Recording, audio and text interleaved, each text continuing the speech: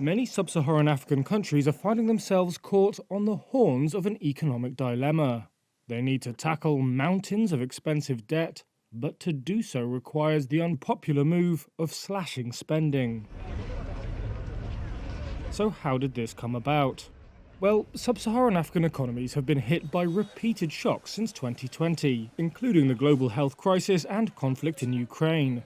At the same time, the continent's booming population and climate change mean the demand for public money is growing. Last week, the International Monetary Fund urged the region's policymakers to cut costly fuel subsidies and raise more in taxes. But higher taxes will hit populations that are often grappling with a cost of living crisis, and fuel subsidies are popular. Countries from Ghana, which defaulted on its debt last year, to Kenya, which needs to pay back or refinance a $2 billion international bond before next June, have seen violent protests against tax hikes and subsidy removals. However, the IMF is warning that there's more trouble ahead if economies stay on the current fiscal trajectory. In a recent report, it cautioned that the region's debt-to-GDP ratio, which has already doubled to 60% in the last decade, could rise a further 10 percentage points in the next 5 years. That's exacerbating what's already a tight squeeze on state coffers. Developing countries' interest payments have grown faster than public spending on health, education and investment over the last decade, a UN report said in July. Sub-Saharan Africa's ratio of debt interest payments to government revenues has more than doubled in the last decade to 10.5%. That's about 3 times the ratio of developed countries, according to the IMF.